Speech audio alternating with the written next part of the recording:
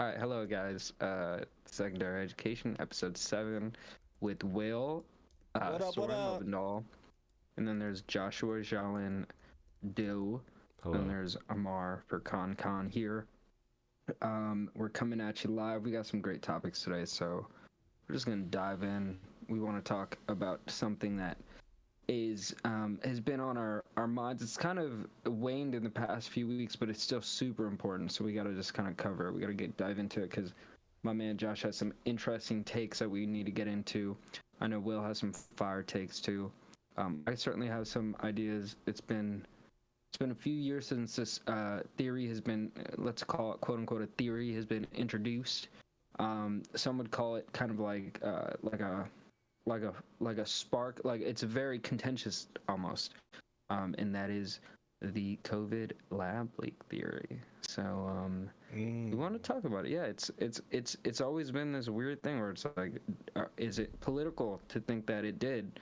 Is it just a scientific conversation that people are having? Are we just inquisitive? But yeah, Josh, I know that you wanted to talk about this, so I'm gonna give you the floor. Just before we let's- jump in, let's also run through our other topics. for Okay, today. we got Adam Sandler winning the Mark Twain Prize. Yeah. Shout out to the boy. Mark Twain was an American author, and he was dope. And then Adam Sandler is an American comedian and filmmaker, and he's he's dope. dope. And so they hooked up. Mark Twain said, "Hey, Adam, you want a prize?" And they gave it to him. So we're gonna talk about Adam Sandler. And then we're also going to talk a little bit about our friends' chatbots. Our friends' chatbots. And yeah, we'll talk about that later. But yeah, let's dive in to COVID lab leak. Yeah.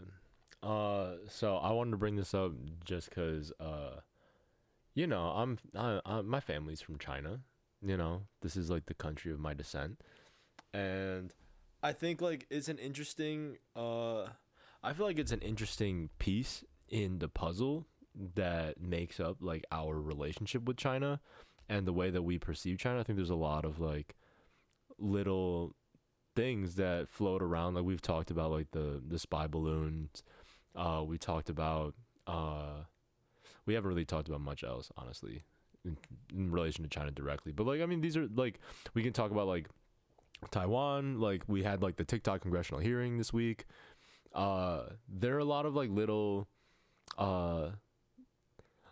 actions that we can look at that give us a sense for how we manage our relationship with China at home and abroad, right? And I think the lab leak theory is an interesting one because we see like there's sort of I think like we've seen something of a party line develop around whether or not like we're even allowed to discuss the viability of this theory. And I think that's kind of an interesting point that has stuck with me very strangely. And I can understand to some extent why that might have developed. But let's just try getting into it by breaking it down, right? Like just in a very in a damn near binary way.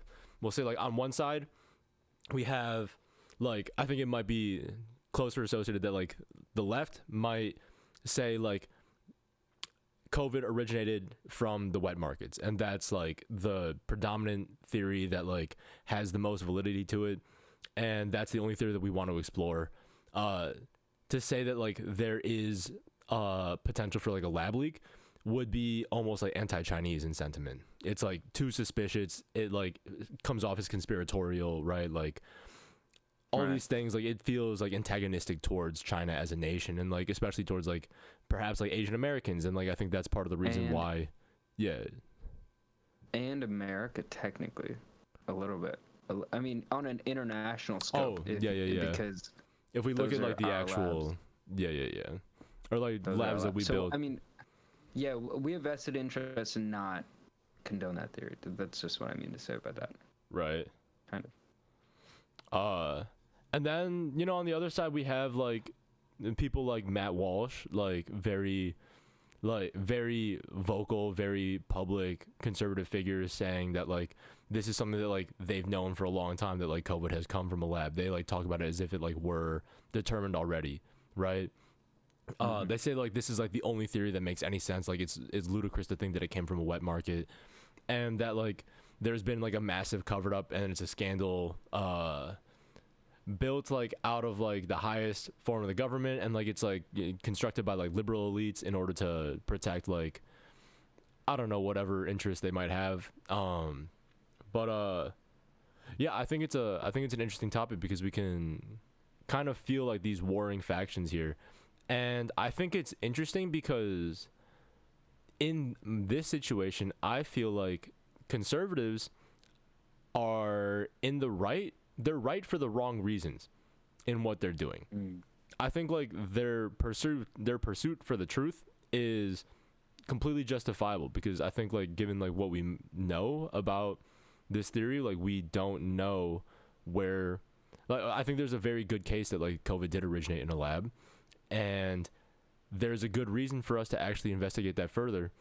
But I think their defense of that argument comes from like a very animated anti-China sentiment and a very almost like xenophobic place. And liberals, I think like they are taking like too strong a stance in defense of like seeming, I don't know, protective of like, I don't know, like a minority population in America, but they do that at the expense of like having like some like valuing the objective truth here, you know? So yeah, let's open up the conversation. What do you guys think? Talk to me.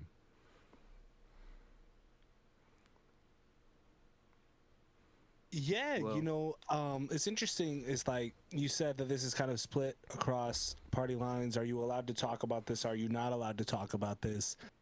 And there's a reason that kind of happened. It's because social media companies were literally banning people who were bringing this up, right? Like Facebook accounts got deleted, YouTube videos were taken down. I mean, and I know like YouTube has strange rules about that. Literally, like to this day, if you talk about COVID on YouTube, you'll still get demonetized. So like, we're not gonna be making any money off of this video, like so. Not that we were going to anyways. No, but like just in theory, it's like there's less incentive to talk about these types of things in general. And you'll see that even in like gaming YouTube and things like that, people talking about like video games. If there's like, oh, Nintendo said something might have come up because of the situation around the world, right? They have to be that vague about it. It was a whole thing that the internet was kind of trying, like the social media companies were enforcing a restriction on that kind of conversation. Right. And you also had the government releasing lists of internet commentators who were talking about this as a viable theory and saying they were conspiracy theorists, right?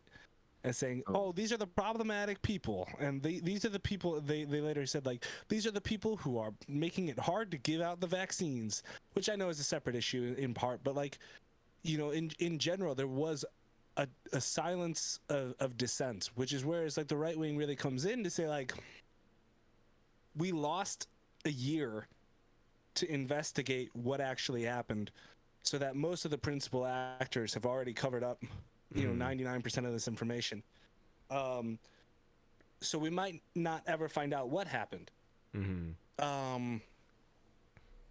But I really think the idea of like protecting, like I really disabuse by the notion of like why would you believe the wet market theory? Like I don't think it has anything going for it. Honestly, like you have some of the epidemiologists who said, oh well, that's what happened last time, and we were able to prove that in short order, and they haven't been able to prove it despite it being 3 years now since we locked down. And like China has investigated the wet markets. They said they couldn't find anything. You've got the Institute of Virology like 10 miles away from there, and like this idea that it's racist to say that it came from a lab is saying like I don't know if I believe the Chinese government and the American government. They might have had some role in this that they're not willing to admit because of their interest. That's labeled as racist, but like, oh, like, you know, those damn Chinese always selling those animals in offhand markets with their lack of sanitation, making that bat soup. Like, that's not the racist take. Like, doesn't that seem backwards to you guys? Like, it's just very weird.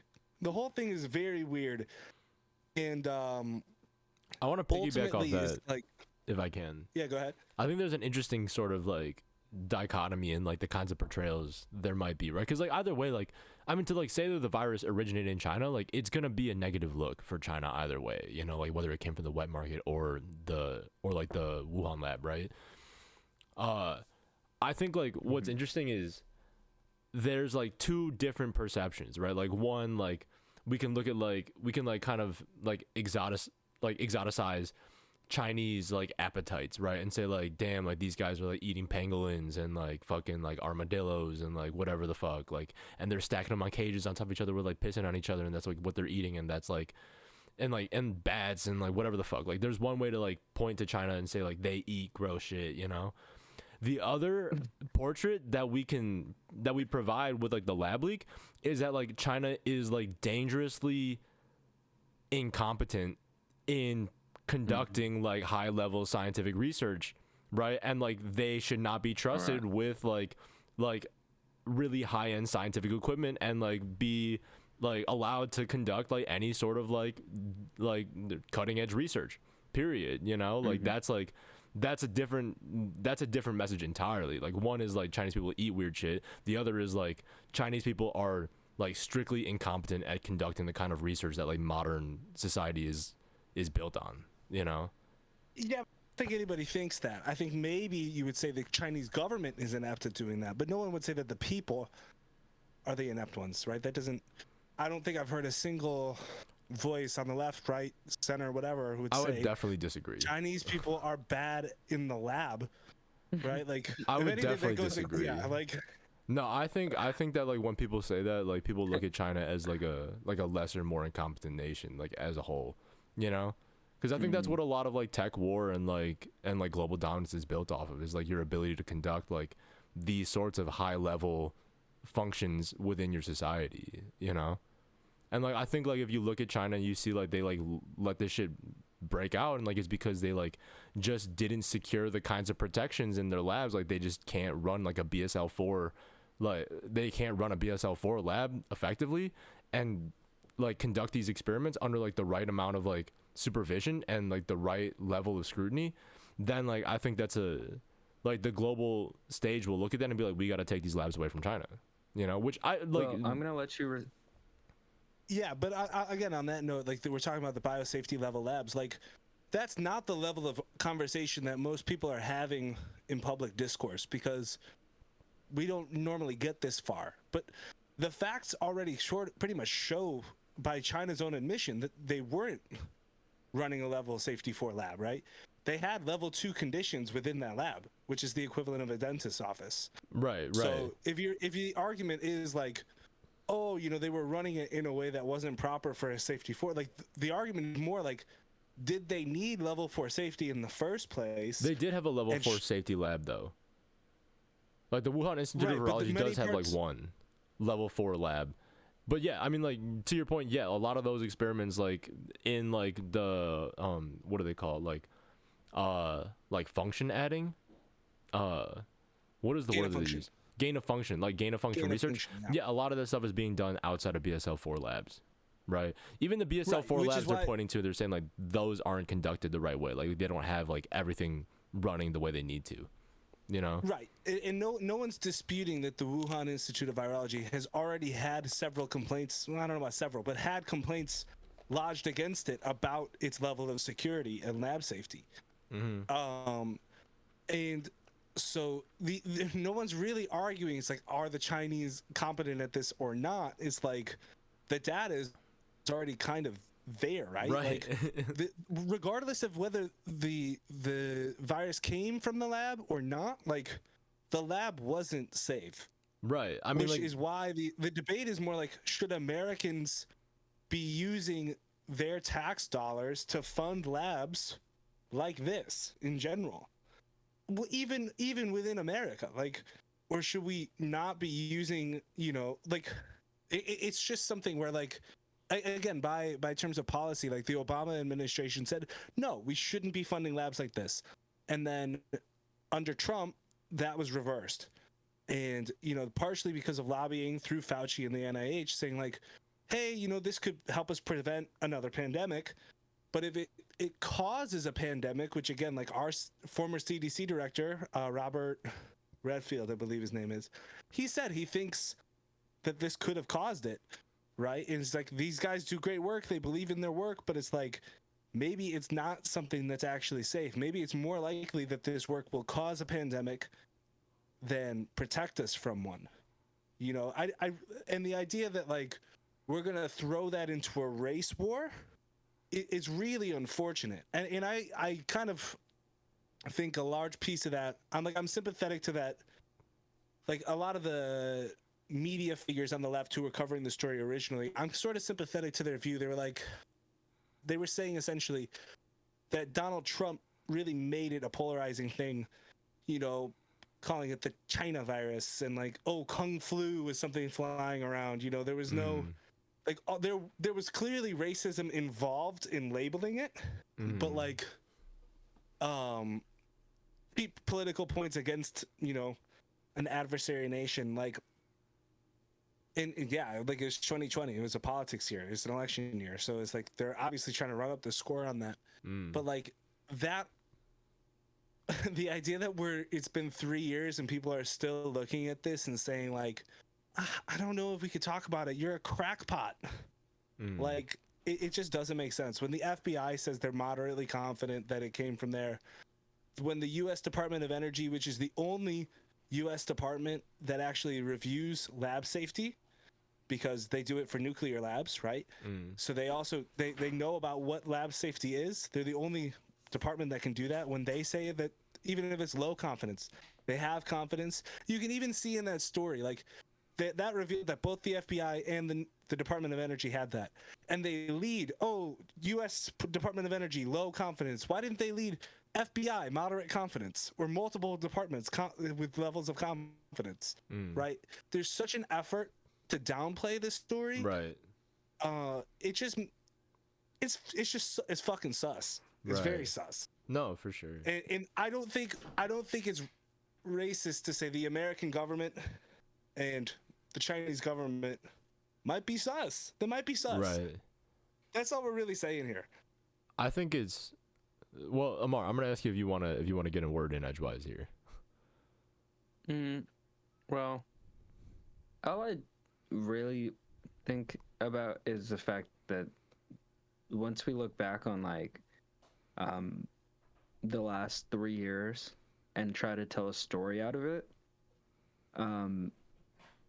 it's gonna be kind of a shitty story because we're not gonna definitively know where it came from. I think human beings inherently want to know the origin of things on this earth. For example, the Black Plague, Yersinia pestis, right? It's like, oh, it came from fleas that jumped on rats. Like that was like a moment that like put like one of the most devastating moments of human history into perspective, right?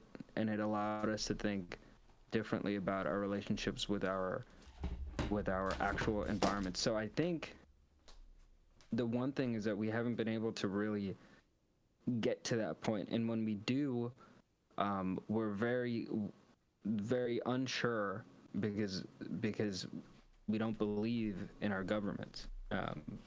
And so that's kind of the biggest thing for me is that whoever is speaking in a national sense is always kind of discredited in my mind. Like originally I was like, yeah, this dude Fauci, he knows what he's talking about. Like we should listen to him. And now like 2 years later, I'm like, whoa, this guy was kind of a hack, right? And so that's like a wild thing to think about. Your nation's leading virologist, right? like most people too, it's almost like an approval rating of sorts, right? When like your president first comes onto the scene, you're like, this guy fucking rocks, like he's doing it, like he's killing it. And then like years pass and you're like, this guy's a piece of shit, he didn't do anything.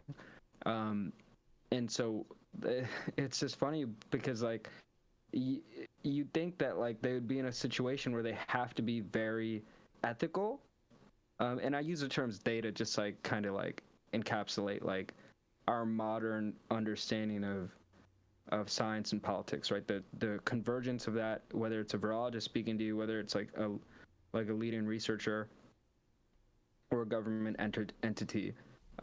Like I know you guys can get into it a little more too if we want to take it down this path, but one thing that I was like shocked by at first was when like the report from the Department of Energy came out, and that's who in America are tasked with basically assessing the viability of our research and centers for diseases, right? To see how they actually stack up. So when they initially came up with the report, like everybody was like, oh, but it's the Department of Energy. What do they know? Like, you know, like it's like that initial thing where whoever's talking, you automatically have to ask yourself if they're credible, right? And so it's like a weird thing where I just want to get to a point where when we have kids and stuff, like, and they ask us about this crazy thing, you can be like, yeah, so what happened was there was this thing and something happened in that place and then it spread somewhere. So it's like the starting of the story, which is the most important part, the origin is still very unclear, which I think makes us as human beings uneasy about the thing. That's why I think it's important to us, right? Yeah. So I want to find out. I've always wanted to. I thought it was interesting, and sometimes the best way is almost to leave out the political regimes, the colors of flags, and you just leave the people. For sure. Or the things that make it up, because it might not be people, right? The other theory doesn't really. It involves people because it's like a market, but it's very animal driven, right? So it's like two sides of our understanding of science. So I think they're important, but I think it's still unclear. Well, I think again, it's like it is unclear, and we want to get to the bottom of it. But I think it's an important discussion that we have to be able to have, which is why we need to move past this like rhetoric of racism, because regardless of that piece in the origin, that's really not where the discussion is now, right? Because who's the bad guy according to the conservatives? China. It's Dr. Fauci and Peter Daszak, I don't right? think so. Like 100%. Like when you look at it now and you hear like, oh, why didn't we have this discussion before, even though it was an unknown? When you hear that Dr. Fauci was taking meetings, they had a panel of 12 epidemiologists. One of them says, you know, it looks like it came from a lab. I'm 70-30 on it. Another one says 60-40. Another says 50-50. Another one says, I don't see any other way. This doesn't seem like it could have come from nature.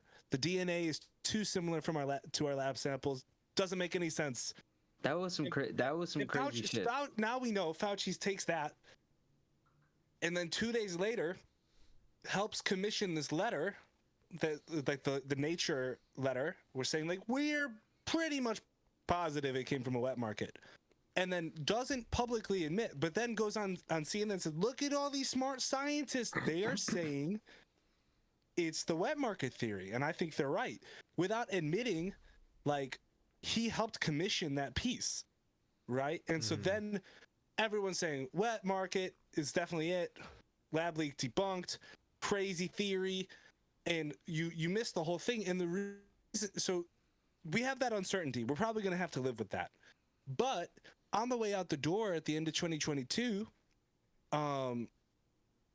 Fauci gave close to $1 million to EcoHealth Alliance, which is the same group that funded the Wuhan Institute of Virology. He gave them that money to do gain of function research. So if it's an unknown and we're not sure if this is causing, like if this could cause a pandemic, if this could be the cause of the problem, should we be actively funding it? According to the person who we put in charge of this entire response, the answer was yes. And our more money has gone to that, since the pandemic has started. So we have an active question: are we raising our own level of risk by allowing these people to go unchecked, or can we at least say, until we're sure one way or another, maybe we should stop funding this stuff? And so there's a vested interest in the media and the science departments of the government in the NIH to say, look, let's try to downplay this conversation as much as we can, because if the public doesn't understand it, we're gonna keep our funding. We're gonna have millions of dollars rolling in. That's not an anti-Chinese take. Like, that is not a racist take. And so the idea that, like, it's just disingenuous to say that the people who are still pushing for this are looking to blame Chinese incompetence, right? Like, that just doesn't make a lick of sense to try to point to, like, people who aren't players when there's clearly animosity towards specific Americans that we're trying to hold to account, right? That's where Elon Musk gets his "my pronouns are prosecute Fauci." It's like there's a movement to hold people in America accountable because it's our country, and we shouldn't be funding things that we think could be killing our own people or people across the globe. I think you're right that like the rallying cry right now is to like prosecute Fauci, right? Like it's not like this is not one instance where like animosity is directed directly against Chinese intentions, right? Like people are even talking about like taking the conspiracy as far like on like in a mainstream sense as to say that like this is like perhaps like a bioweapons lab that like was operating covertly in China, like just like more dangerous, more malevolent theories like that, right? Like you don't hear that kind of rhetoric, right? I think like my only issue with that is that I think like the base that is interested in pursuing like the lab leak theory is very closely tied to the base that was also interested in calling COVID like the China flu and like and going along with like a lot of the racist rhetoric that animated like the politicization of COVID in the first place, right? Like if like COVID was and Asian like hate like as like a movement, right? Like, and like Asian hate as a movement, as an outpour. Right. And I think a lot of that was like on the back of like COVID and like outrage over COVID. Oh, totally.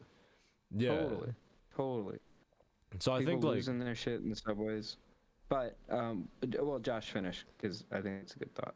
Yeah, I think like my final thought on it is just that like I think there is like a level of safety in treading that is being taken here because we don't want to like we're scared to like put Asian lives in danger, right? Like I think if there's any reason why like Hassan Minhaj like is particularly interested in like going on air and saying like low level of confidence and like underlining like that line in particular, it's because like they know the base that is interested in like these reports, and like whether they're saying prosecute Fauci or not, like whether they're saying prosecute Fauci or prosecute like China, like I think a lot of people still hear like and like still are following like an undercurrent of anti-Chinese and like anti-Asian sentiment that like I think like leads to outbreaks of violence. And I'm not saying that like Asian lives in America are like more important than the truth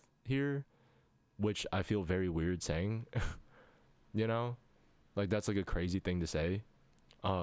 That's yeah, but like I mean, are they opposed to each other? That's a good question. Right. Sometimes in our modern, like Will saying, okay, the number one guy that they're actually holding up is Fauci. Yeah, true, but it doesn't mean that there only is going to be one person with the ire of you know, a nation, and obviously like China's a whipping post for everything, right? So if it's like because they're just a global superpower that we compete with as a nation. So both sides do their best to create an enemy out of that, and then it's like, oh, if we have an enemy because of this, like what does that look like? One thing that I will say that is interesting, and I kind of want to talk about is like this moment where you're like, you ask yourself, have you ever felt like a conspiracist? And what I mean by that is being a conspiracist is not cool. It's not a cool thing.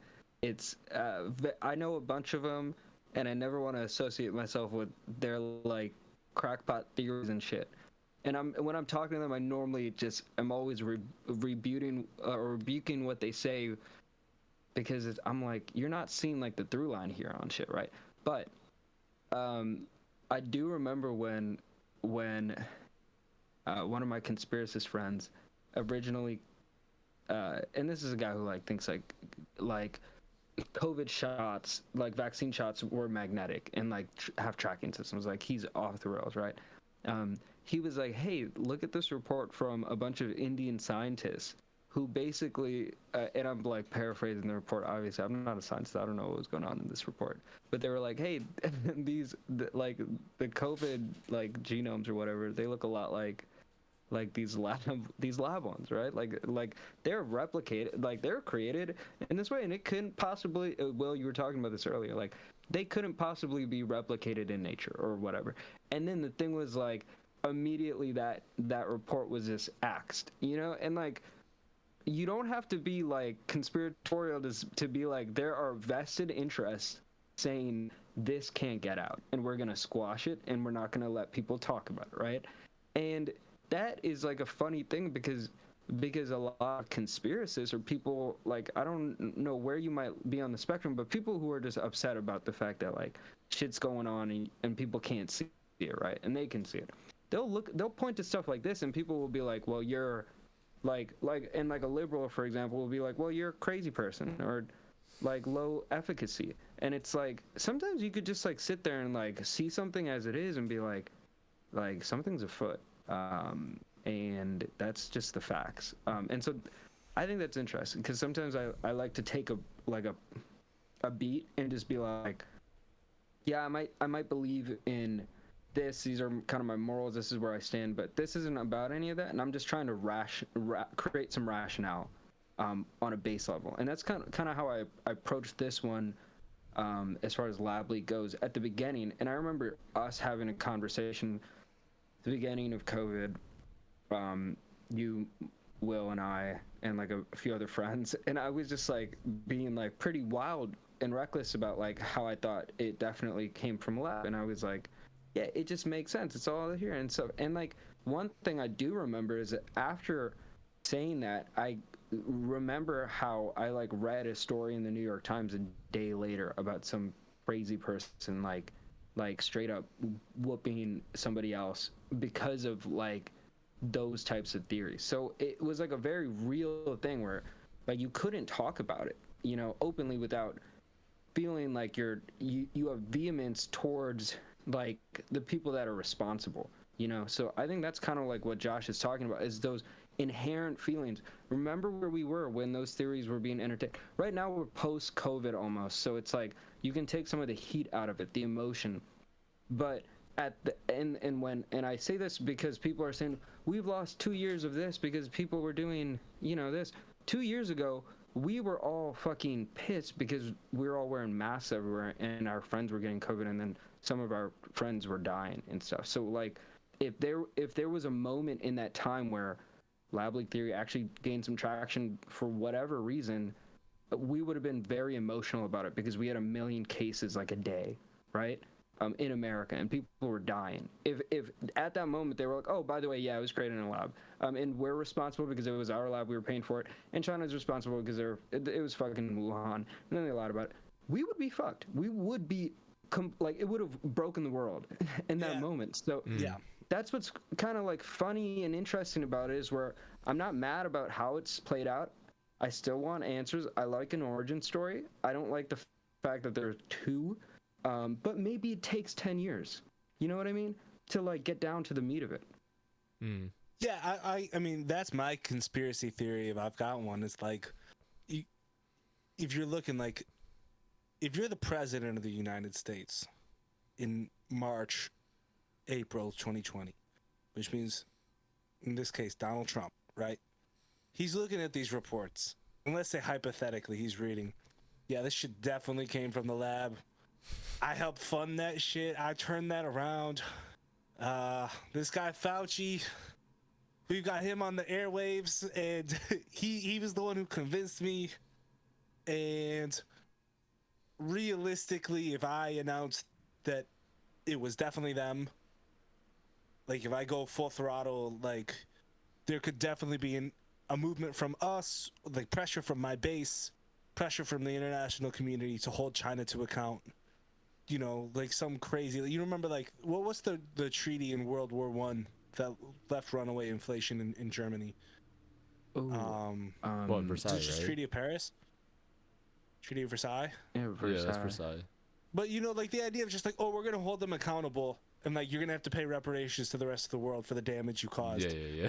Which again, it's important to remember. How do you even calculate perhaps, in this case? One, how do you calculate that could start a war with China? Two, China could be like, America was just as involved as we were. They paid for this shit. And so then you might have the entire world asking for reparations from China and America. That's a big black box. South Africa. Right? Everyone would just be looking like, you motherfuckers. Fucking Right? idiots. And so if you like, I don't believe that Donald Trump was like, man, we gotta make sure that there's no Asian hate crimes in the US. We gotta avoid that shit. That's not where Trump was coming from, man. Right. That was not his move. Certainly not. Yeah. Which is part of why he was definitely saying, nah, it was from China, guys. It was Chinese. It was. Like, he couldn't even keep it. He couldn't even help himself from saying it. He couldn't Right? do it. Like, he had one job. But they were like, listen, don't do it. And he just don't fucking say did. it. Please don't say it. Please, dear God, don't say it. He's like, I'm gonna fucking say it. I just want to fucking say it. China viruses. And they'd be like, sir, is that racist? He's like, it's not racist at all. That's from China. You know, he's a crazy motherfucker. Just trying to, but he's like, I know. You guys are asking me where it's from, motherfuckers. I know it's from China. It's from China. He was going crazy, stir crazy. He was. He knew the truth. And then he's a fucking germaphobe too, but he's also trying to do these rallies. He's like, no masks. No masks in my rallies, but keep the fuck away from me, dog. Trump got COVID. And then he got COVID, yeah. I thought he might die, and then they gave him some Paxlovid shit before it was called Paxlovid. And he looked so sickly. And he was so scared. Yeah, What what the a hell? year for Donald Trump. I want that book. I hope he writes that shit. I hope he just gives us a tell-all. That would be great. I don't care if it's true or not. I mean, I don't care how much damage that does. That sounds like a funny fucking read. Wow. At the end of the day, yeah, it's just like all the incentives from the Chinese government to the American government to the scientists, they all had incentive to lie to us. We have email evidence, at least that the scientists did. We've got the American president saying essentially that they did. The Chinese have destroyed their databases and things like that well before this became an international pandemic. But I remember like reading stories like Americans talking with Chinese officials and they're crying to them over the phone in the middle of December and stuff like all those stories are just gone. Like again, it's not even that means China's responsible. It's like it's just like this is going to be a shit show, and once people understood it, they knew it, right? You've heard a lot of people saying like, I kind of knew in January that shit was going to be fucked. But like, it just feels we just gotta move past that old dynamic that like talking about this is racist. I agree. I also personally, I kind of think the wet market idea, I'm not saying it's right or wrong necessarily, but on its face sounds pretty fucking racist to me. To the idea that like Just the word pangolin or wet. bat soup. Ew. Yeah, right. Like it's a seafood market. It's a seafood market. There's many places It's around not the even world a with seafood markets. market. It's like it's an exotic animal market. Largely, they like sell bats there. SARS 2 originated from one of those, right? Yeah. So it's like, I get, one thing is I also think it's important to remember that like none of us really fucking even know what that's about. Like, you know what I mean? Like, The a thing scientist is- can lay it out. The thing is that like the reason why I'm more inclined to believe the lab leak theory versus like the wet market theory is because of how infectious COVID ended up being.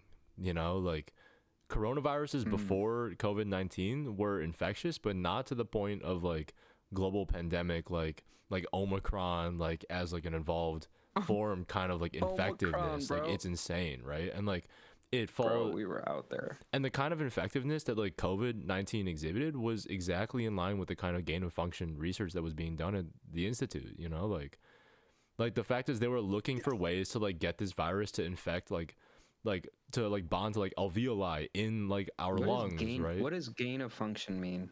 It's So okay. yeah. Well, I'll let you explain. So here's like, and again, it's like when you look at, I'm going to give you an example, and it happens to line up perfectly with how we understood coronavirus from the moment that the stories were coming out. So you have to wonder why we knew so much. I'm not saying this is the only reason, but like, it is interesting. So, there are many coronaviruses, colds, flus, obviously the epidemics of like MERS, SARS. But gain of function could be something like you take the spike protein from a different virus and then you add, I think it's called the furon cleavage site, right? Like that's the way that you can add that to the virus. And so you use CRISPR essentially to splice out that cleavage site, put it on a COVID virus, and then your COVID virus has a spike protein that it no longer had, increasing its function in terms of transmissibility. Right. So you could yeah. So it's like it gained a function. You mutate it through mutation. Right. And again, it's fascinating that that's the one fucking thing that we knew about COVID from the get-go, right? Like, hey, it's got this furin spike protein, right? And that's the thing that everyone was saying, like, hey, that doesn't seem possible. Right. That It's a seems like very the thing. specific sort of like targeted gain. Like it's a very targeted function to allow COVID to infect people, like through to have like the greatest chance of infecting people through airborne spreading.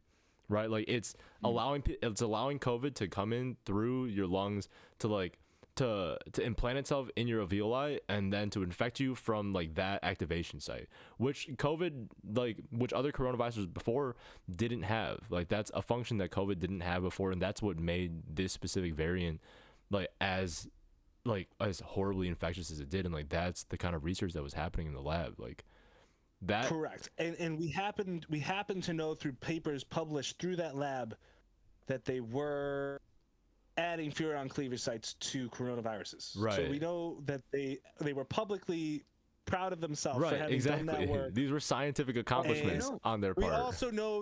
We also know for a fact that they had complaints about their biosecurity safety, and that this happens to be a virus that you could be asymptomatic with even and not know that you were leaving the office with, right? So we happen to know that the safety wasn't up to par. They were doing the exact research on the exact difference on COVID viruses that this one had changed into. Right. And one of the guys contributing to the research has found, like, specifically designed a way to make it so genetic mutation in these viruses is undetectable from like a naturally derived virus. Like normally there's like a kind of like before a certain like research study was conducted, like maybe 10 years prior to like this all coming out, like there was a researcher in America who found a way to make genetic mutations in these kinds of viruses without leaving something of a signature behind. So it's also like a stitch scar. Right, exactly. So now it's like undetectable whether or not like this is like lab made or not, right? Mm-hmm. And then like I think it's also very sus. So we know all of that on one side, and it's in the exact same city about 10 miles away that they're claiming that it came from. Same city. And on the other hand, we say, oh, well, historically, these came from places like wet markets. So there's reason to believe that it came from there. Okay, 1 month in, sure. But when you don't find any further evidence that that's the case, you still have all the evidence on the other side to say like, Right. they were doing the research. And that's when it's like it comes down to like, regardless of where it came from, the lab did do everything wrong. Everything to get COVID out the door. That was the only step that maybe didn't happen. Bad lab. Not a good. Yeah, I mean, I don't want to. Yeah, it's a bad lab. I don't. No, it was like, badly run, and that shouldn't be seen as a racist take. It was a bad lab. No, it was badly run. For sure. One thing that also it's badly run, and like now, if you look at like I think one thing that I find the most sus is the fact that they like cleared their databases. You know that like we can't even like find. Yep. Right, like they still haven't put them back up. Like they deleted their databases. We can't find the genome sequences for the viruses they were studying. Probably, that was like a government thing. That was for sure. The government took down the database on September 12th, 2019. Mm-hmm. Yeah. And their rationale for taking it down was, well, COVID's a thing, and we thought that it was going to get hacked. But they took it down in September of 2019. Mm-hmm. Right? So they knew about the virus and that it could spread. Yeah, and they put new leadership. They installed new leadership in the lab in the first place. Like they had like they put government they put a military general right, there. exactly. Yeah. Yep. Yeah, so I mean, like all this shit, like you look at it, like you like just kind of add it up together. Like I don't think it sounds very conspiratorial. It just like smells, looks, tastes like a cover up. You know. When I say conspiracies, it's because that's the language that we used when we discussed these call them a theory, but like even information, we immediately labeled it. And then what I think is interesting, what does separate it between adhering to something that is like translucently apparent as facts, right?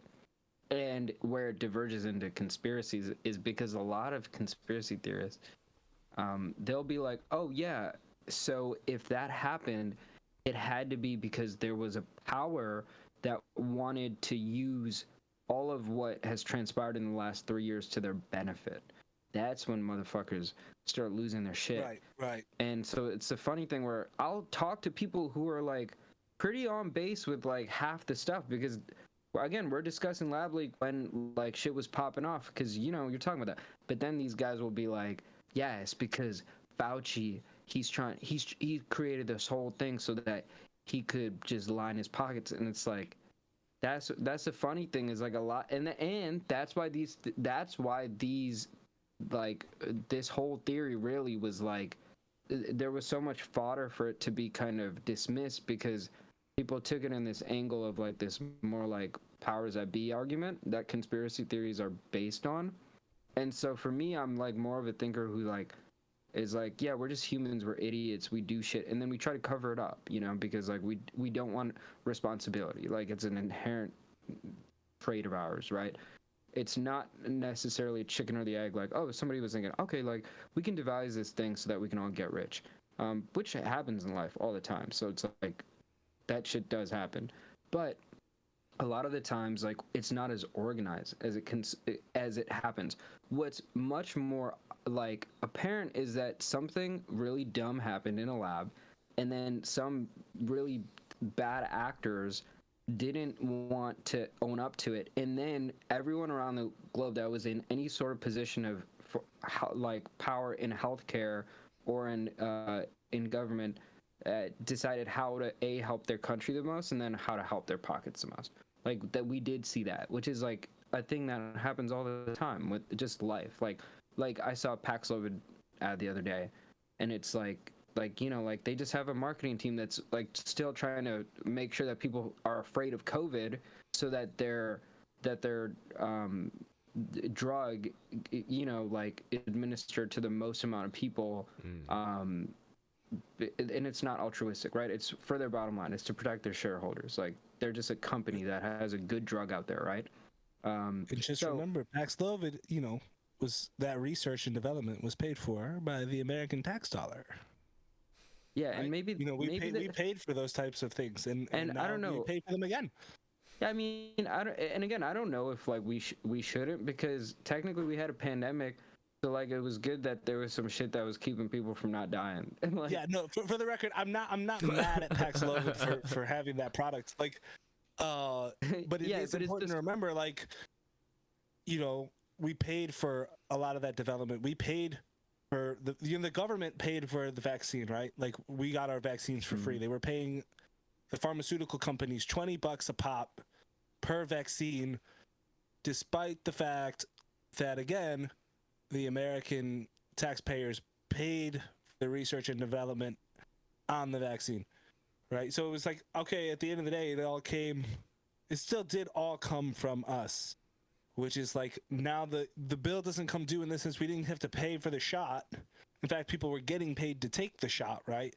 But like the bill came due in part like with inflation and, things like that. And that's part of why the American government has not been so keen to pay to get the rest of the world shots, right? Like, we did it some places, like at cost, like, but we don't encourage the pharmaceutical company to go give those shots at cost, even though we all paid for them. And No. so it's just like, again, No. it's just some fuck shit. And like, yeah, if I don't we feel did so good about like trusting, big government and big pharma and like, again, like that's me. Like it's an old school Bernie style liberal, right? Like why do I trust big Bernie. pharma now? Like why? I don't Why? trust Since big when am I pharma. supposed to do Right. that? I ain't Like, trusting those hoes. I'm a Bernie boy. That's my guy. If any of them are my guys, it's always been Bernie, I think like just because of his face. like Amar said, it might take us like 10 years to like actually have like a civil conversation around this, and like maybe that's the only way we're gonna get to the truth around all this, is because like we can't create the media climate or the political climate necessarily that will allow for us to even like have this conversation right now, in public spheres. It just doesn't exist, and we don't know how to create that, especially because like we're trying to like wage a cold war against China right now, like I mean, I do it. I just get called a Trump head. yeah, right. I mean, like that's just what you're gonna get called. Like I'm gonna get called like a fucking Benedict Arnold, for even talking about this, Dang. You might look like Trump doing it with that Yeah. hat. Josh, do you want my hat? That's not Benedict Arnold's hat. I'm gonna get some macaroni. But I think like so. Macaroni. Oh. Yeah, like the Yankee Doodle sense. Yeah. Better. Yeah. But I think like one thing that like Asians can do to like help themselves here is to like have like an honest conversation about this and like look at the facts, because like I don't think it helps us as a minority group in America to advance of falsity, because the truth will come out. The truth Word. more or less has come out. Like why? Word. Like what progress are we making for ourselves by like trying to like cover up the truth in all of this? Like we should be comfortable. Like we didn't do it. Like that's not us. Even I'm Chinese American, but like I didn't make that virus. So like what? Why should we be scared of like talking about it? And like if we talk about it, like we can control that narrative to some extent, and like we don't have to let it be like this thing that might erupt into like anti-Asian sentiment. Like we can actually like co-opt it to some extent and say that like this is not an anti-Asian thing to say, and like we can repurpose this message and take it out of the hands of like a conspiratorial racist group. That's my feeling. I mean, I think that like a conversation should be had by like the parties who I think are most affected by it. Word up. I mean, yeah, always down for more conversation, right? Like that should always. For me, I'm like anyone who's trying to stifle conversation is probably You're in not the wrong. Yeah. Right? Like exactly. Like I'm always down to discuss those things. It's not to say anybody's like I never feel like, oh, I'm 100% right. I know I'm right, and you can't convince me. Like you gotta just talk to me at the level that I'm thinking on, and like. If you present a point that could change my mind, I'm like, all right, I'll change my mind. If that's the thing. It's like, right. Genuinely, I think people say like once you're convinced, if you're able to convince someone who you're having the conversation with they can't genuinely keep their side of the argument up if they're convinced. They can't they'll know they're lying if they like. That's what convincing is. And not every conversation gets to that point, and you got to be able to agree to disagree too. That's cool, Right. but like it's one of those things where it's like, if you don't even open yourself up to the conversation, nobody's gonna get anywhere. Right. And again, like, I'm not interested in trying to prove the lab leak theory from the perspective of trying to prove that somehow Asian Americans have done anything wrong. Like, it's 0% of what I'm interested in.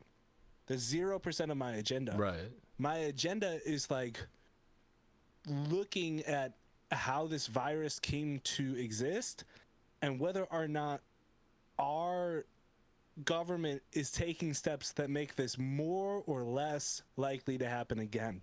I Right. mean, nobody's saying that that's your agenda. Like, nobody's worried about Will from like white But it's suburban. but like most people who are bringing up the lab leak in the public sphere, in the media, like, I haven't ever. I've heard many people talk about lab leak, because I like to get my news sources from a lot of different places. I have never heard someone say like, "Oh yeah, man, like, it's those Asian Americans, it's those Asians." Like, that's why. Yeah, but rhetoric. Like, no is one's ever much, gonna do that. Yeah, That's but not the point. rhetoric is much more diversive, and it's also clouded, and so So take somebody like, this is what I mean, like, do the work to separate the clouds. Like, we can separate, like, that's a valid discussion, but then like Trump and the Kung Flu motherfuckers, like whoever was calling it Kung Flu back in March and April, like, they're still assholes who we need to vote out of government, right? Like, it's just that simple. That because it was hilarious to me. Well, it was hilarious to them too, but like you said, it's divisive as fuck. It was Like, funny. I mean, right when it happened. I mean, I wasn't saying it for like months. I said it right when it happened because I thought it was funny. But, anyways, I'm gonna stop. Yeah. I think like to like Will, yeah. your point. I think like that work needs to be done, but like I think it needs to be done by like, I don't know, like the people who would be affected, like people who have something to lose by having that conversation. Because like Amar is saying, like, if like a white suburban dude is like saying like, this is my agenda, like, that's fine, but like that dude's not the guy who's gonna win or lose based on the results of this conversation. Like at the end of the day, like, we're talking about like, I don't think Asian Americans are going to win or lose based off of this conversation whatsoever. I don't think anybody's really positing.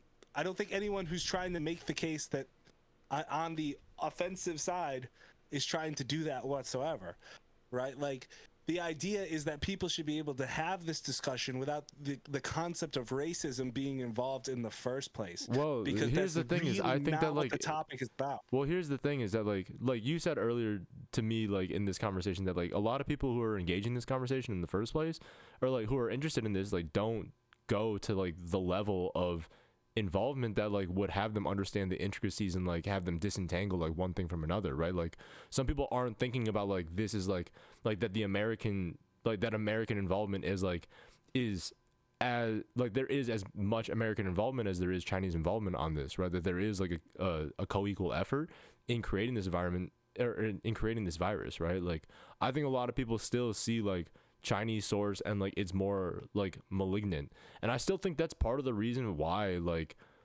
someone like Matt Walsh is interested in perpetuating this story, and like a lot of conservative talking heads are interested in perpetuating this story. No, I think that's the same argument as like, that's the same thing as when people say that supporting BDS and talking about Palestine is anti-Israel and anti-Jewish. Like, it's absolutely not the case. We're trying to talk about the issue. But here, the thing is, I agree though. Like, I also want to talk about the issue, but I'm saying that like we have seen Asian hate. Like, there have been Asians who have died as a result of like maybe not this specific conversation, but conversations around COVID. So there is like, no, I understand that, but that's a separate topic. And being able to have these topics in a mature way is only going to help create a civil discourse instead of animosity. But it might cost some lives first. Like, well, Asian communities might get attacked first before we have a civil discussion. okay, if that's already happening, then we owe it to ourselves to have the civil discussion, right? Like, That's and move fine. towards that. All And I'm stop- saying is that, like, instead of using racism as the shield not to talk about it, because when you think about it from the systems of control, the systems of power, it's racism is not being invoked to stop people getting hurt. The U.S. government, Donald Trump's government, was not using "Stop Asian Hate" as a message to stop people from getting hurt. They were using it to stifle the discussion, to keep the money flowing into these labs, and to avoid responsibility themselves. And so, if you want to change policy, if you want to create a type of world where we're not funding gain of function research and making these things more likely, we need to stop using the idea of race as a reason not to have a discussion.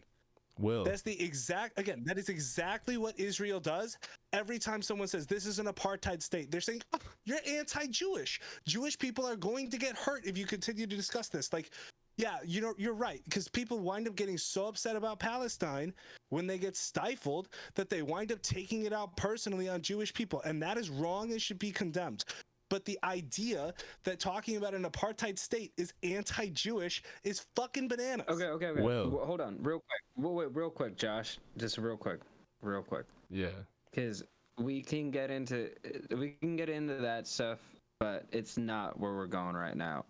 But I Well, hold on. I am trying to go there. So look, the thing is, like, Will, I agree with you entirely. Like, I don't think that racism is something that should be brought up in order to stop a conversation. Like, I agree with you entirely. My only point is that, like, I don't think that message needs to be coming from, like, right now. I think the last place that conversation needs to begin with Asian Americans.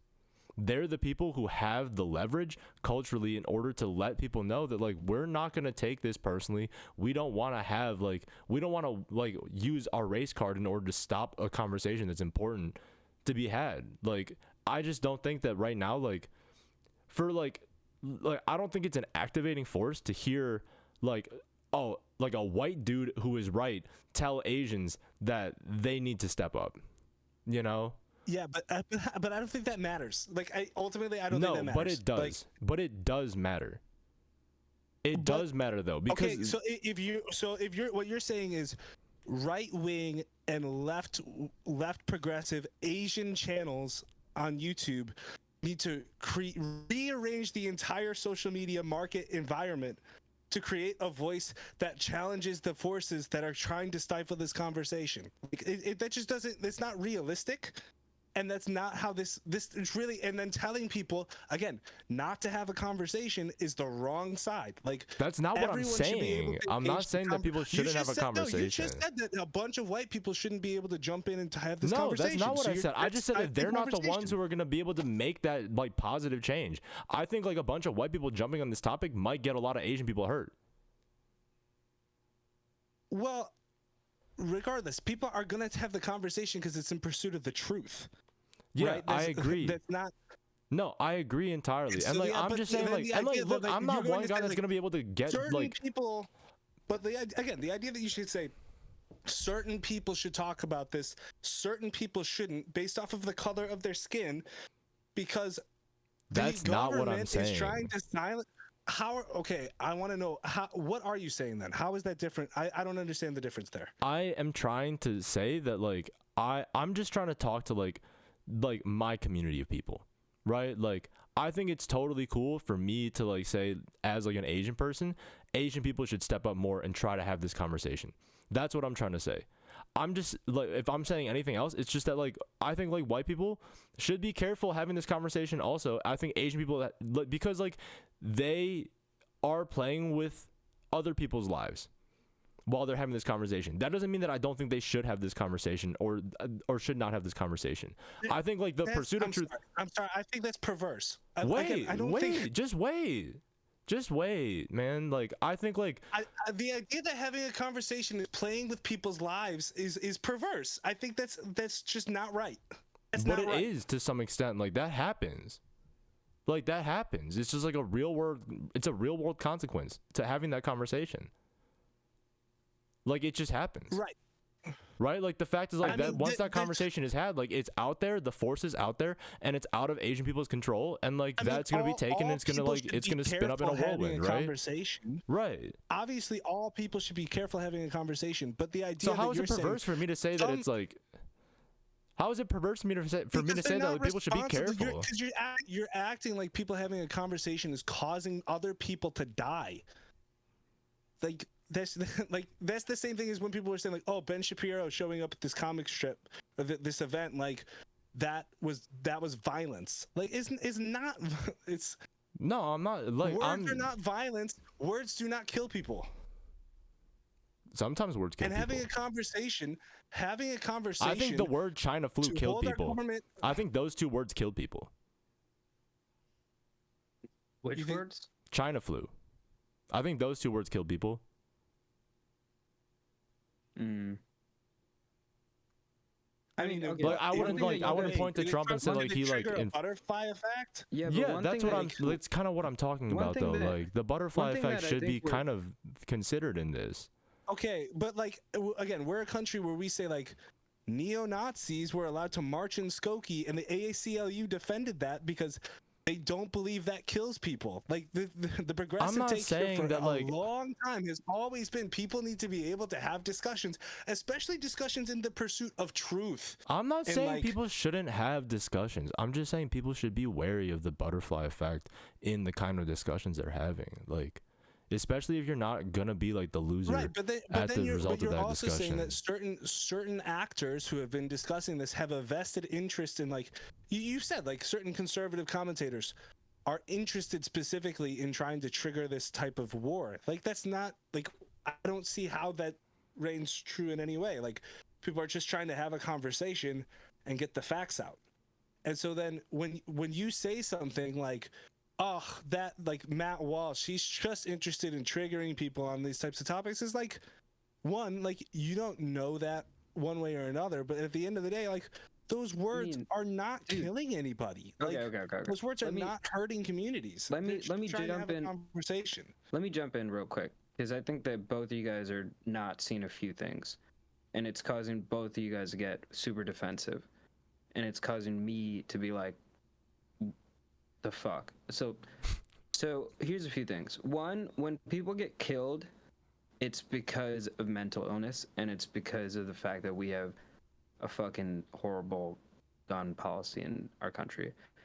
And it's also because when people speak about shit that might not have like that much of a mental illness, and then somebody on the other end that has like a pretty bad version of it, they'll go and do some shit. That's what happens like with our think tank systems. Like shit is bad because of mental illness. So like I think that like if you want to have a conversation about like what words do and like how they can hurt people by the butterfly effect, like you have to consider like a lot of angles that like need to be considered on that front.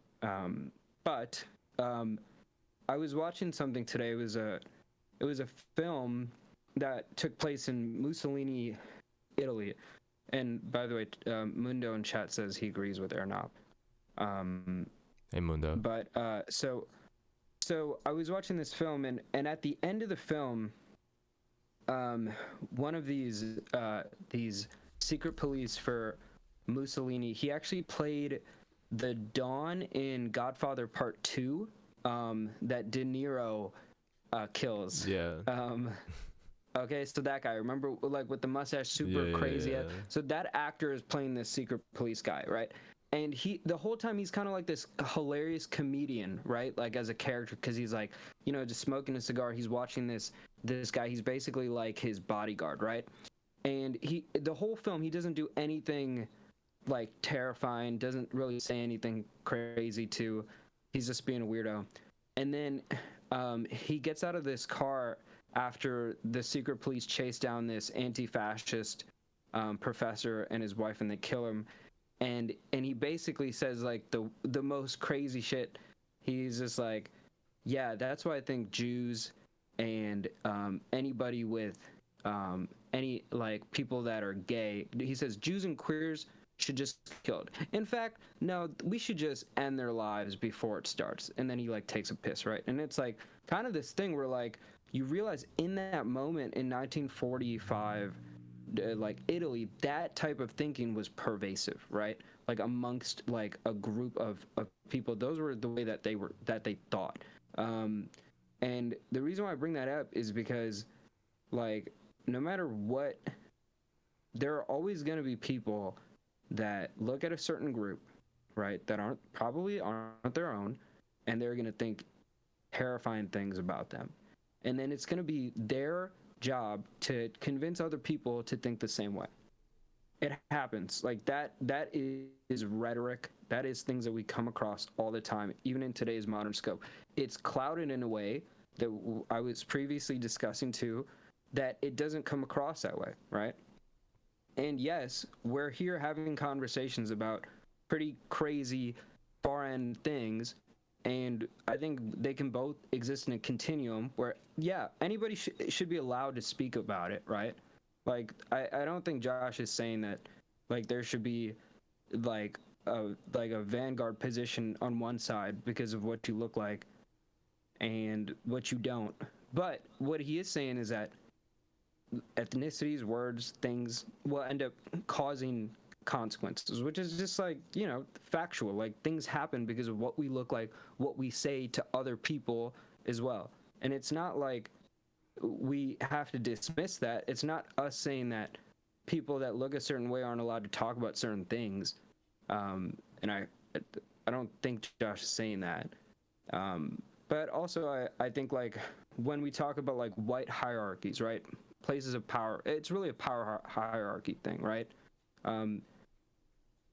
Well, instead of going down that road, what I think Josh is saying that is important is he's saying, hey, wouldn't it be cool if like people who normally didn't talk about things that were kind of culturally like touchy, which is like a thing I don't hear a lot of Asian Americans doing, kind of like, you know, like other classes too. For example, Pakistani people, like during like the years of the war on terror, like that was like a group, like Middle Eastern people and Muslim people in general, I should say, like it was our moment, and it still kind of is. Like 20 years later, like we see a lot of like Iraq war 20 years later like going on right now, and all I'm seeing on the news is soldiers. So if I go, hey, you know, I think that it would be prudent for Muslim Americans to also talk about the war 20 years later, and then Will goes, no, you're saying that soldiers can't talk, Amar? Like, no, we're not going there. So I think that's what I was hearing between you two.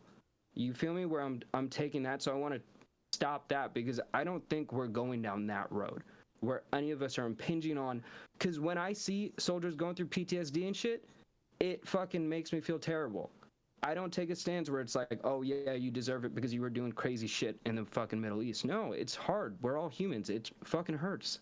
So like, let's stop taking these like really intense lenses at it where it's about who's allowed to speak and what they should say, and just recognize there's nuance here. People should stand up for the truth, which is what we're trying to say, and we should also be aware that there are bad faith actors, right, on all sides. So we have to be cognizant of that. And while we entertain theories and while we entertain the truth, we also have to kind of say, what is the point of somebody saying that too, right? What's their goal? And we can talk about that in different ways, and it doesn't mean anybody has to be silenced. Josh isn't saying that. Will, I think people that you've been listening to or believe in as far as this line of thinking goes isn't always as black and white as what their motive is a profit incentive or race incentive, right? You're saying no, it's nuanced. They just want the truth. Like I believe that too. I think it's a thing, but we just kind of have to recognize the way that we get into these conversations, the way that they can get heated, are the ways that we all end up losing, right? It has to really be something that's kind of controlled and articulated, because then we all fucking lose. No, I agree with all that, but I think the reason why I'm really pushing on this point is because you're saying, listen, we need to all be able to have a conversation and have it be open and have it be honest, and like that is true. but you have to admit, like, there is one side that has been trying to have an open and honest conversation about this, and then there was the side that was trying to stifle conversation about this. And again, I'm not saying that was Asian Americans trying to stifle this conversation. That's not where I'm going. But there was like, at first, back in February, Senator Tom Cotton's coming out saying, like, hey, you know, this wet market thing doesn't seem all that credible to me. He's got some of that intelligence. Says, you know, it could have come from that coronavirus lab. It could have been a bioweapon. We don't know. We don't know, but we don't really have a reason to trust the Chinese government's claim that it was from a wet market, which, of course, we said, no, but our scientists said that it was, right? Now we know that the scientists who said that actively commissioned that piece for their own self-interest.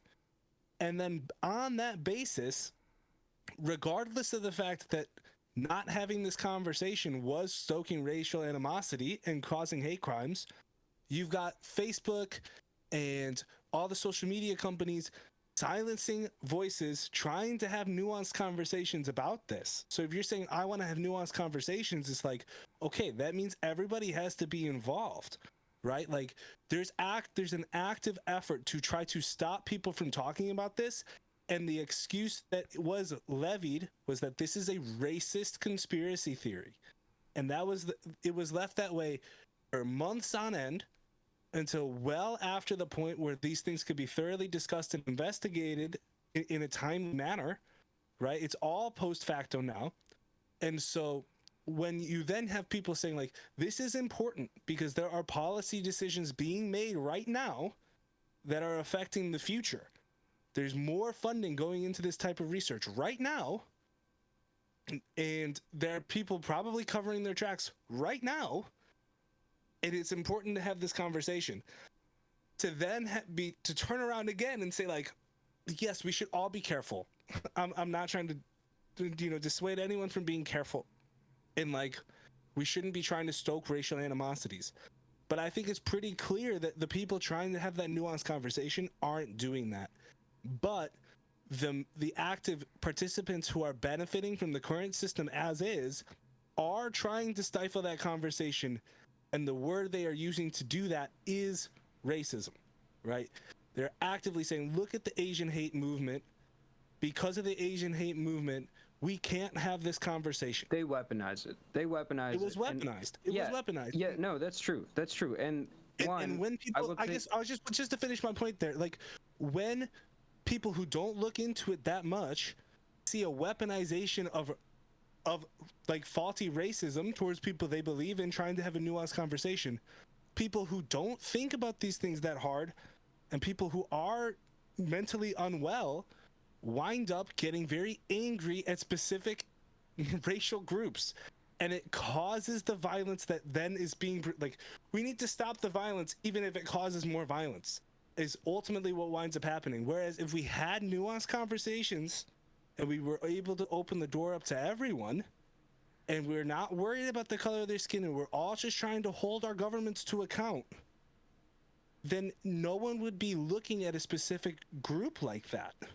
Maybe there would still be some bad. You can't control that for everybody. Yeah, but it's like also, the idea that some people shouldn't talk about it because they're conservative or they're white. Like, because that could hurt people. That was the term that was used. It could kill people. Like, well, it might, like, the world, just like COVID killed people. Yeah, right? That's what I'm saying, though. But that's what I'm saying. Like, remember, like, we're talking about randomness in life. We're talking about things that happen when, like, things happen. Like, that was our original. Like, that's why lab layer is actually like a cool theory, because it's like somebody fucked up. So, like, yeah, what Josh said is just, like, honestly, it's true. What you said is also, like, kind of true. They weaponized that shit, bro. They did. If there's anything to fucking dunk on the Dems for, it's this stuff. I love dunking on Dems for anything that I can get my hands on. And, like, this stuff was fucking case in point. Like, they took an L on. I hope they took an L on this. Like, I want them to, because it shows accountability for something. I don't know if we'll get to it because they're really holding it tight. You know, they're really holding it tight, and it seems like they might skate on this, right? But what I want to say too is like we got to remember like this is chicken or the egg. We're trying to debate chicken or the egg on here. It's like crazy shit will happen in a crazy world where people are crazy and there are crazy laws. Like 100%. that's like the fact. And that doesn't mean that we like can't fucking try to progress to something that looks rational. And it sucks when like that stuff happens. So we have to kind of like almost acknowledge it as like an uncertainty of our times that creates tragedy, right? So yeah, I hope it doesn't. But in the next 10 years, as this story unfolds, we're gonna see a lot of things that we're not gonna love. Like that's what happens in life, right? But yeah, it's crazy, man. But I would love for some accountability. I would love it. It would be great. And I would love for somebody to get dunked on, but we'll see. As my final comment on this, I want an open and honest conversation. I want conservatives included in that conversation. Like, I want us to be able to talk about this, and I want us to be able to prevent a future pandemic. I think Asian American lives are less valuable than the potential or the possibility of preventing a future pandemic. I just think that's numerically true. You know, like, I don't think that we're like a protected minority that deserves some kind of like special favor when we're talking about like tens of millions, hundreds of millions of people around the world, you know? I think all I was really trying to say is that like my hope, like you said, Will, like there was an interesting thing that you said, like how is that conversation supposed to progress from like Asian voices, right? Like YouTube creators like are supposed to come out and like have that conversation and like just start talking about like the lab leak theory and like what they and like invite people to like look at the evidence for themselves. Right, like that's very unrealistic, and a big reason why I think is because like there isn't a very strong Asian media in the US, you know, like we don't have that many big voices that exist, you know. So like yeah, I'm dreaming, you know. I'm absolutely dreaming, you know. This is like a fantasy scenario I'm outlining, you know. Really what I'm talking about, I think really what I'm talking about is that like when we advance to have this conversation, which we will have to do, you know, like one way or another, and like that includes like all of the other stuff that we're going to be talking about like in the next couple of years. Like we're in a cold war with China right now, you know. Like it just is blatantly obvious and like factual that like that's where we're headed, and the tensions are only increasing. We just had a congressional hearing this week about like with like the CEO of TikTok, you know, like, and like a lot of that is based around like just like a paranoid sentiment about like Chinese like spy, like whatever. Like all I want and all I hope for, and this is like ultimately kind of a dream, you know. I'm not actually hopeful that this will progress this way, but I hope that when we move into this conversation, we bring Asian Americans along and that they accept the terms of that conversation, that they know that like they play a very valid point in it, and like I hope that they bear the burden of truth and telling the truth when they enter that conversation. And I hope that Asian Americans entering that conversation can also discern between a racist and a truth teller when they see one. That's all I mean to say. You know? Amen. I mean, again, amen. Seriously, like all open conversations in the pursuit of truth. Obviously, like if you're talking to someone who's not open to having that conversation and they're trying to promote some like anti-Asian, anti-Chinese person agenda, like fuck that person. Right. That person needs, they're fucked in the head and something's wrong with them. Like I just think again is like I guess again coming from a more open culture, being like the expat community in Korea, like being in Asia, being able to talk about these things with other people from around like the Anglophonic world, you know, and really have Other white these people and black people and and other Indian people, other people in Asian and countries that don't speak that language. Anglophonic means speaking English. No, Yeah. but I mean the language of the people of the place that you're in. Correct. I mean, I didn't talk about COVID too much with the Koreans. I mean, a bit. I would talk with my coworkers and stuff, but they didn't have many opinions. What were those Um, conversations? Like, I don't know. They were probably more hardline than I was, and more anti-China than I was. It's just like who could trust the Yeah, Chinese right. government? But you'd also hear Koreans would come with the craziest shit. Like they would be sometimes. I mean, less so anti-Chinese people, but like super anti-Japanese. Like I would legitimately All have of 5 Asia. and 6-year-old children saying like, "I hate Japanese people." Same with Chinese people. Same Like, with Filipinos. Open in our class, like it's super Yeah. common, you know. That sucks. Yeah. Like so, yeah. That the idea of, sucks. like it's not again. Asia is not a monolith. No, certainly not. You know, Asian people are not a monolith. There's many different opinions. There's many different cultures, and people. It's one of those frustrating things too. You know, people are starting to say like, the Latino vote's not a monolith. You know, there's many people with many different thoughts. Like also, guys, like the black vote, not a monolith. Black people, not a monolith. Like no culture is a monolith. Even like it's very. But being able to talk about those things openly and then like being like, yeah, it seems pretty obvious to most of the people I talk to that like lab leak seems pretty likely. I never heard anyone defending the Wuhan lab until I came back, and then it was like I never met anyone who was like, no, it's definitely the wet market. But to hear people who would say that, like.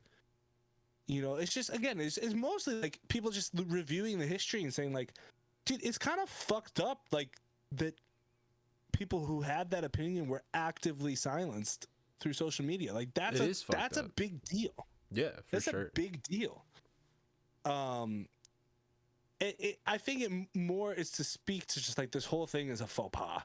And I think it is a good example of being able to say like, race is sometimes weaponized by the Democratic Party and the media. Totally. And big government. No, yeah, definitely. and But that's not a given, especially to people who are liberal and on the left. No, it's not. I'm certain I would have taken issue with that the left just likes a couple of years ago.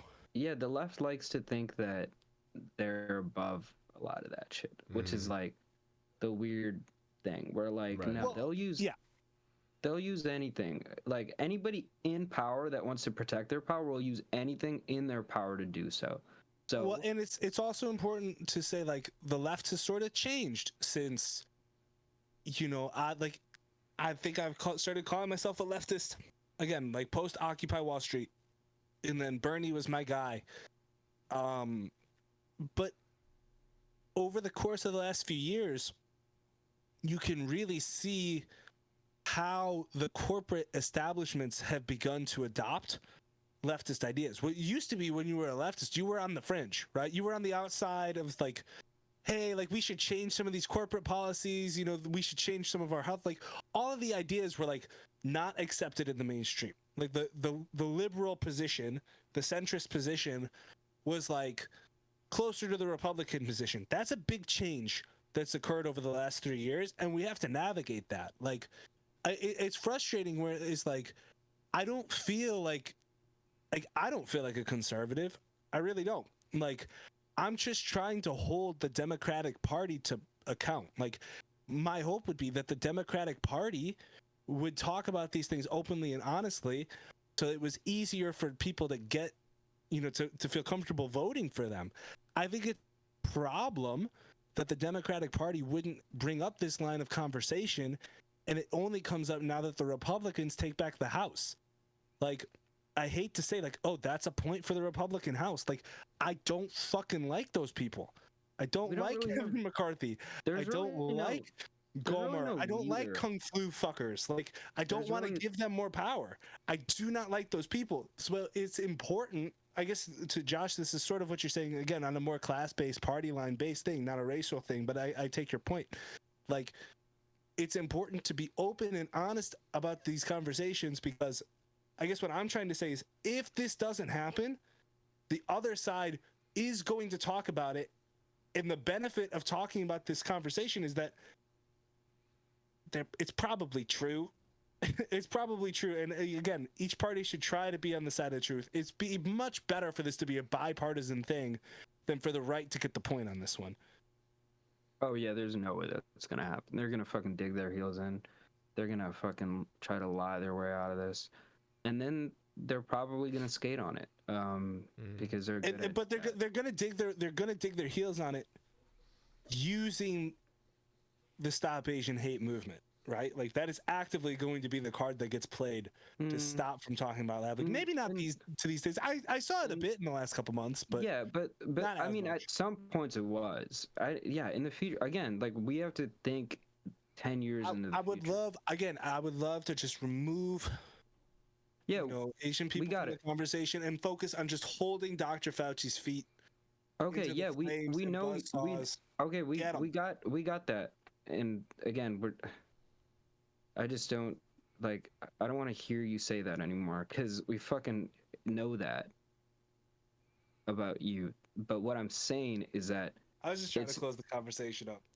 okay, good, cuz you always want to close this shit, but at the same time you're just not fucking you're closing it, but then you're like leaving it open with one more fucking thing.